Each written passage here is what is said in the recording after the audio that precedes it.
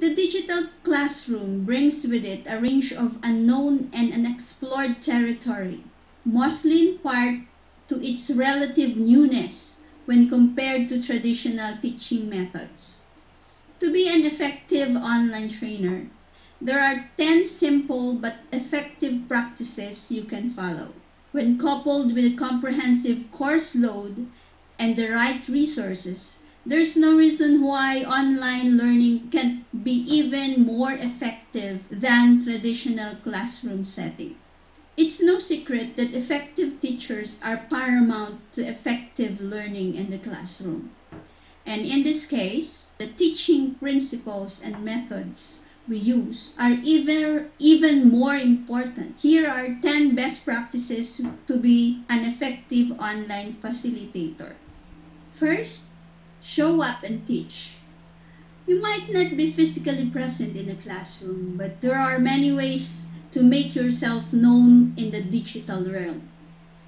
Achieving this online means utilizing a range of different communication methods and ensuring that you check in on them daily, hourly if needed. Webinars, discussion boards, emails, announcements, and forums are just some of the ways you can be present each day in your online classroom. When the course begins, set clear guidelines for your learners about when you'll be present. As the online classroom can only feel a little freeform, you'll need to provide learners with a very clear set of expectations before they commence their studies. These expectations should include everything from what they expect from you as a facilitator, as well as what will be required of them. The expectations can outline due dates of assessments, your communication frequency, how much online participation you require of them, and the conduct they will be expected to display throughout the course. In this course, for example, we had the virtual training induction program, wherein we discussed about your learning activities as written in the study guide. This is a guide that a learner can follow. Since there are 100 expected learners, you will be divided into 4 classes. Each class has 25 learners. These classes will be supported by at least 2 trainers. The study guide of the qualification assigned to you will be one of the outputs of this program. So you will make your own study guide. At the end of this course, we are expecting that you will submit the study guide of each of the qualifications assigned to every group or class. Proactive course management strategies. The term course management can encompass many dimensions of the educational experience. For example, managing learner classes, assigning team structures, grading assignments, and submitting grades, as well as taking discipline action can all be part of course management. For the purpose of this course management is used to refer to those activities directly related to the teaching and learning activities involved in the online course. The challenge for the online facilitator is to find the degree of interaction and intervention that works with the dynamics of their online classroom. The goal is to structure the course management strategies so that the online learner is able to control their own learning experiences. As may be expected, the more actively managed classroom will place more demands of time and energy on the facilitator.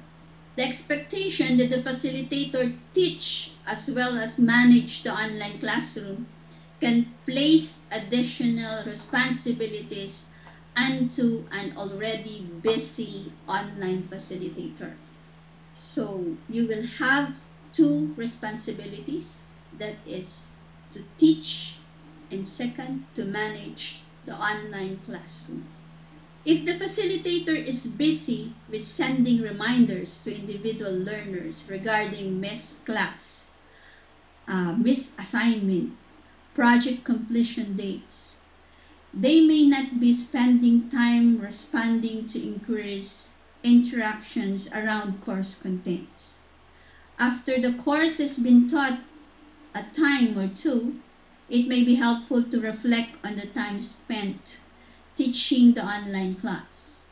The trainer may reveal time drains of classroom management that detract from the primary role of providing instruction. Looking at our structure, we designated 2 trainers per group of 25 so that your queries will be adequately answered. Please pay attention to how this program is run since you are required to run a multiplier program in your own regions after this course. Establish patterns of course activities. One of the most challenging aspects of designing an online class is working without the confines of time and location. Although this may have great initial appeal to both learner and facilitator, the reality of this lack of operating parameters becomes quickly evident. Courses without time and location operating parameters can become management challenges for busy learners who are participating in online class activities while still balancing the demands of work and family life. For the trainer, the lack of time and location constraints can cause a blending of class and non-class activities.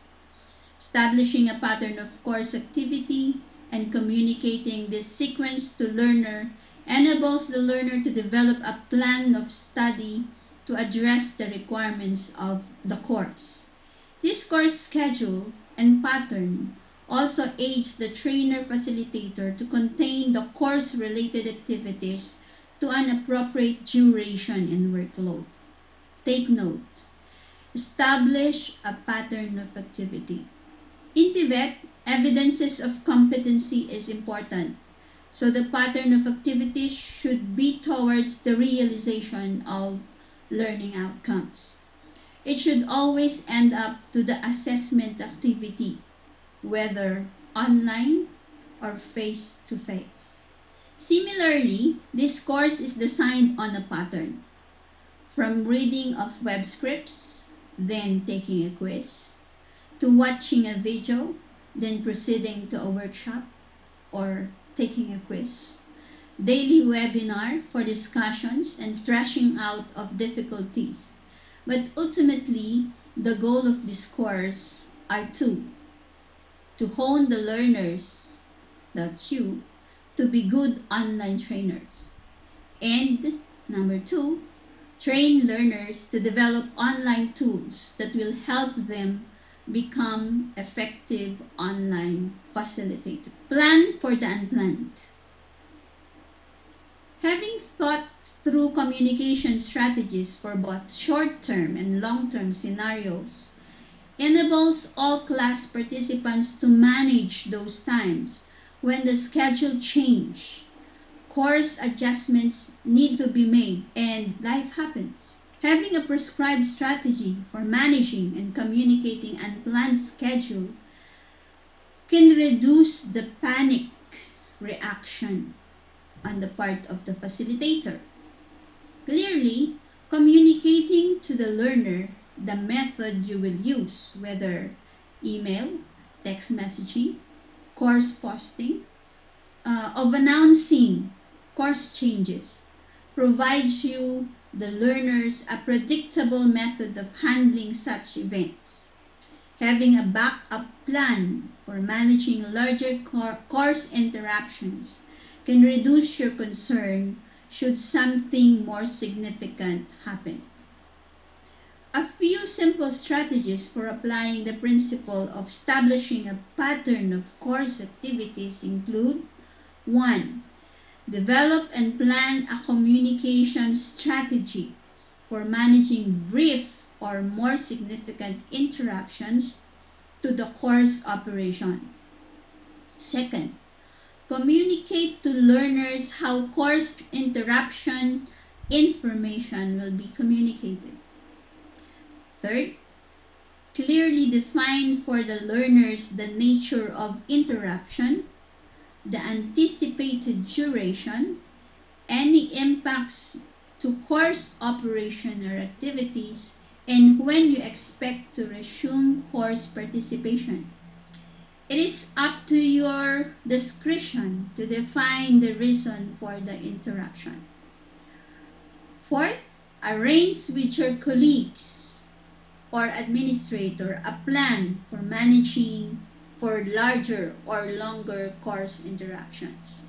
For this course, for example, in case there are interruptions due to LMS unavailability or due to system errors, we shall be using email messaging or FB Messenger. We will set up chat groups for each of the classes with 2 facilitators so that we can communicate with you outside this platform. We will make use of advisories to be posted on the TESDA website in case of longer interruptions and state the reason why and the duration of the interruption. Hopefully all things will go well, but just in case, we plan the unplanned. Hopefully all things will go well, but just in case, we planned the unplanned. Response requested and expected. For the online learner, timely feedback from the facilitator to a learner inquiry serves as a vital link between learner and the learning system. Establishing and communicating a response rate can eliminate the guessing and frustration of not receiving an immediate response. Excessive delays, for example, longer than 72 hours, may inhibit learner progress in the course and will most definitely lead learner dissatisfaction with their learning system. A few simple strategies may apply. First, clearly understand program or institutional expectations for facilitator response rate to learner inquiries, lesson assignment feedback, or discussion postings. Second, clearly describe for the learner what they may expect by way of response time. The facilitator may also wish to define the course operating hours. So we can have 8 to 5, or we can have it 24/7 if you wish, and other special time-related course features. For example, posting a notice that Monday evening between 6 and 8 p.m. facilitator will be available on instant messaging for course-related consulting. For this course, our response time shall be 12 hours. You should expect the response or the feedback of your trainers within 12 hours. Third, monitor learner inquiries carefully. If similar inquiries are received on aspect of course operation or content, it may suggest refinement in the instructions, adjustment to the content, or additional clarification. In face-to-face competency-based training, self-paced learning is a very important principle. We also set time either in the morning as a part of our daily routine or in the afternoon as a part of the synthesis to thresh out difficulties or make vague instructions clearer. Similarly, the online facilitator should monitor identical or related questions and set a time to discuss such questions. Repeated questions are signals to revise instructions or maybe even contents. Think before you write. As in any set of interactions, understanding and adhering to the rules of dialogue and interactions is critical for effective communications. This is even truer for online exchanges. Some might suggest that we have not yet, as a society, agreed upon a common set of norms for online communications. Many of the rules applied are contextual to the particulars of the online communications forum. Online etiquette or netiquette may be provided as a general guidelines of the facilitator and hold participants accountable to a set of engagement rules. Although this may seem like extra work for the online facilitator, institutional policies defining appropriate online communication behaviors may be made available. Of course, the facilitator is also to be held accountable for adhering to and applying standards of behavior in the online classroom. Over time, the example set by the online facilitator establishes the acceptable and unacceptable behaviors for the rest of the class participants. You may employ some of these strategies.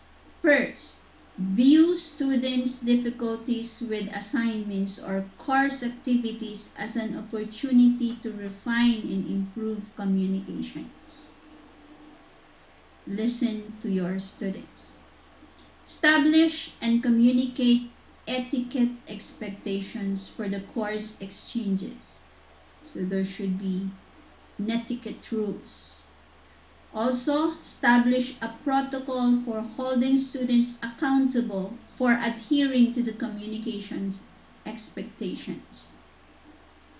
Third, establish a frequently asked questions or FAQs document that addresses potential areas of student confusion or inquiries.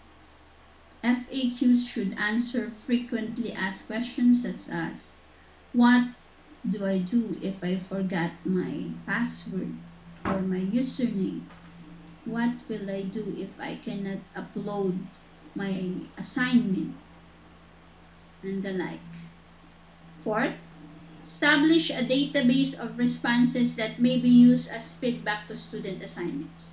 Refine and improve this database based on experience of the responses' effectiveness.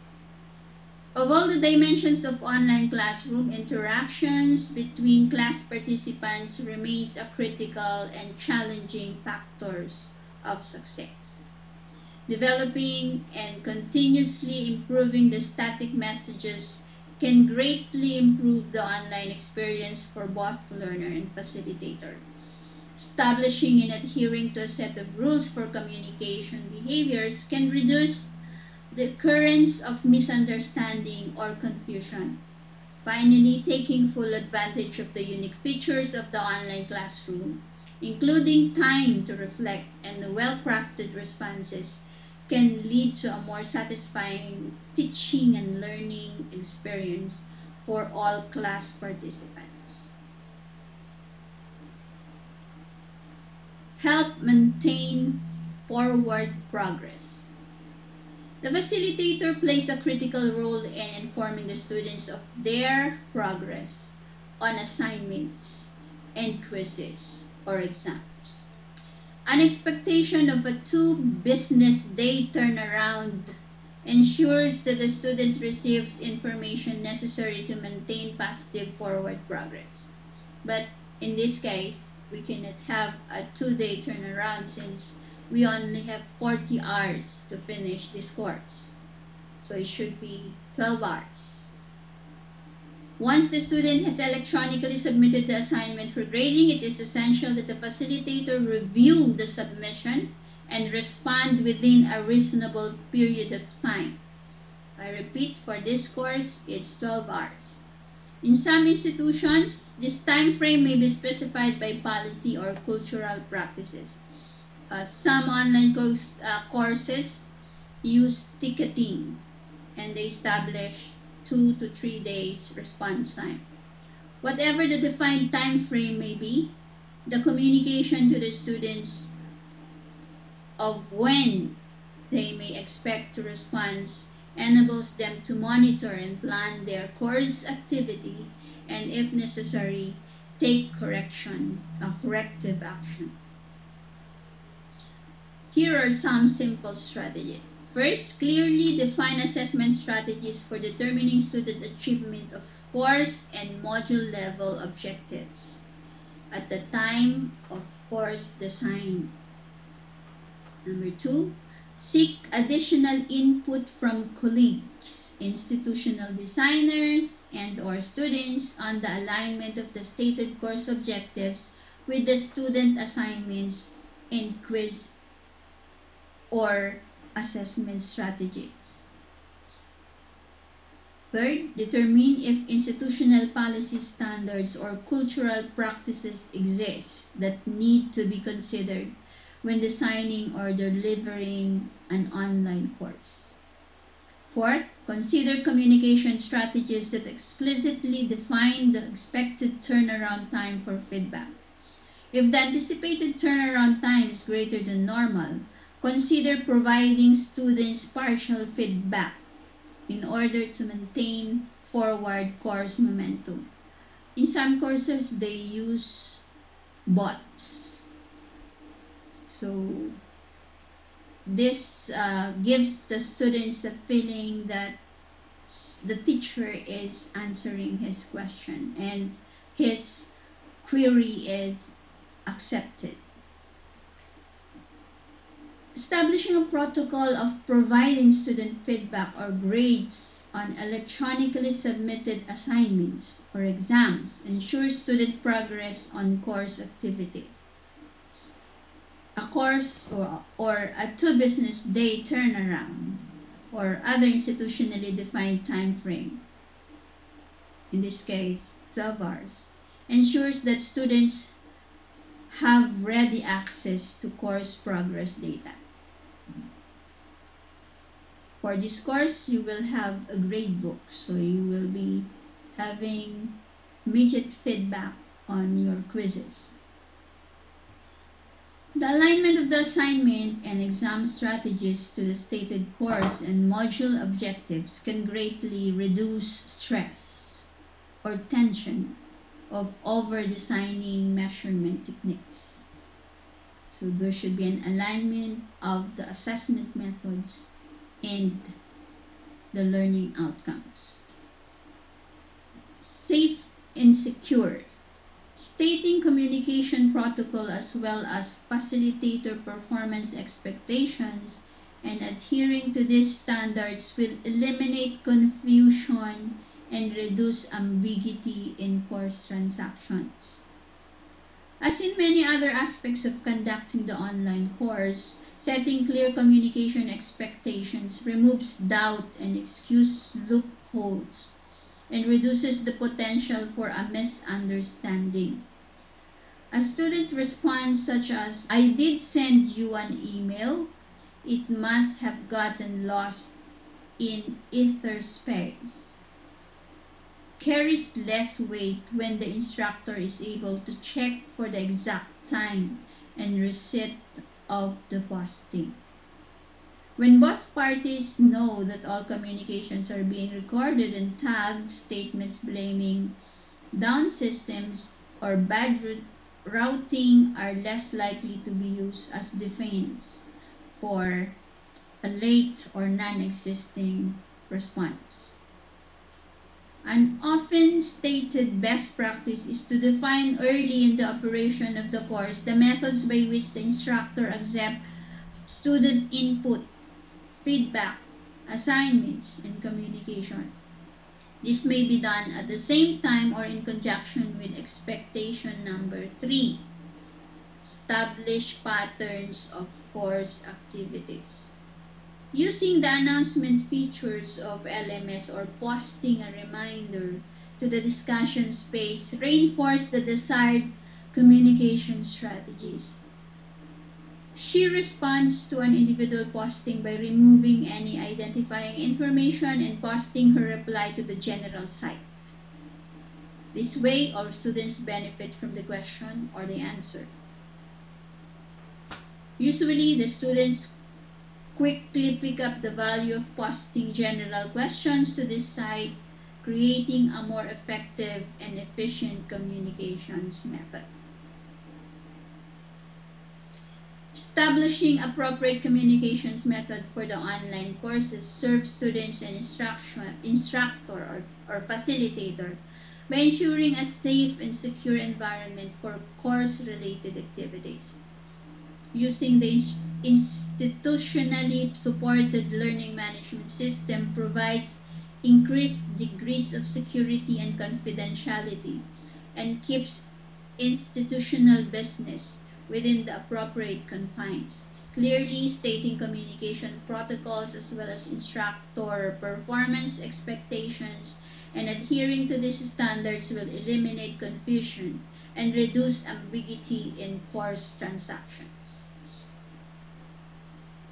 So communications should be safe and secure. Next, quality. So quality counts. If the goal of the institution is to provide quality experience, consideration must be given to the strategies and methods for reasonable level of quality assurance.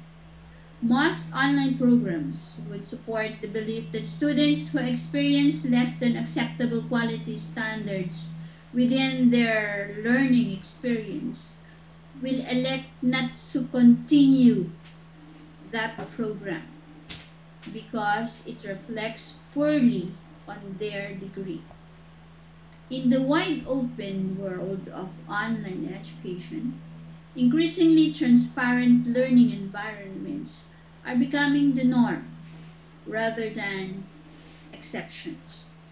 Maintaining processes, procedures, or systems to enable the dynamic generation of course-related content while maintaining adherence to the institutional quality standards remains a challenge to all online programs. Certainly, when institutional resources are brought to bear on the design, development, and delivery of the online learning program, resources to conduct a quality check may be staffed at a higher level and processes instituted to ensure the course quality. The quality check is a bit more difficult for online course designed, developed, and delivered by individual faculty member or in a small team. However, with some creative thought, pre-planning, and preparation, the quality assurance of the online learning event can be preserved. Establishing strategies for addressing quality of the online learning experience for inception through the delivery is critical to ensure learner and instructor success. Considering several aspects of the online learning experience, such as content resources, instructional design strategies, and system performance, is one way of breaking the task into manageable chunks. Building relationship with colleagues, either local or from other institutions, is a great way to shed light on your course and gather improvement suggestions. For TOP, we employ subject matter experts from the industry for quality control. The learners are typically a willing and ready source of user inputs, so we can also have inputs from them. Devising methods for gathering user input through mid and end of course surveys, discussion forums, or random questionnaires can inform and affect the overall course success. And the last, click or double click a mile on your connection. As we wrap up the 10 principles of online instructions, let us review. First, show up and teach. Second, practice proactive course management strategies. Third, establish patterns of course activities. Fourth, plan for the unplanned. Fifth, response requested and expected. Sixth, think before you write. 7. Help maintain forward progress. 8. Safe and secure communications. 9. Quality counts. This final statement, click or double click a mile on my connection, rounds out the top 10 by establishing the expectation that the online instructor adequately understands the online learning platform available to the online learner. This expectation has two primary intents. The first is that the instructor is able to functionally operate at the same level as the students taking the course. The second outcome of this expectation is that when the instructor experiences the performance and function of the delivery system from the student's perspective, appropriate adjustments can be made to design the design of the learning system if required. In a traditional classroom, the margin of error for how the system functions is considerably more controlled. The room layout, the light switches, desks and chairs, and white chalk or whiteboard tend to function in the expected manner when we use them. In the online classroom, the features of the system can behave in one manner for the course editor or author, in quite another for the student. For example, setting up team spaces for projects, drop boxes, or discussion boards can appear to the course editor as a simple task or implying the feature until a frustrated student requests help. The instructor or the facilitator may not realize that the permissions were not properly assigned while setting up this feature. Clearly because his assigned role is a teacher, while a student can only see what a student account can see. Many learning management systems have a student view options that causes the system to perform as if it would for a student. So you should always try the student view. This feature is invaluable for identifying the system performance from a student's perspective. Increasingly, course authors are encouraged to create and embed multimedia elements to enrich learner experience. The course author may embed an image file, while small in visual size, may be large in data size, causing the page to load at a painfully slow pace. If the facilitator reviews all pages prior to course delivery, these types of performance deficiencies will become evident and steps can be taken to improve system operation. So we should always pilot or test our contents. It is also advisable to check links, discussion forums, postings, and Dropbox and quiz functionalities.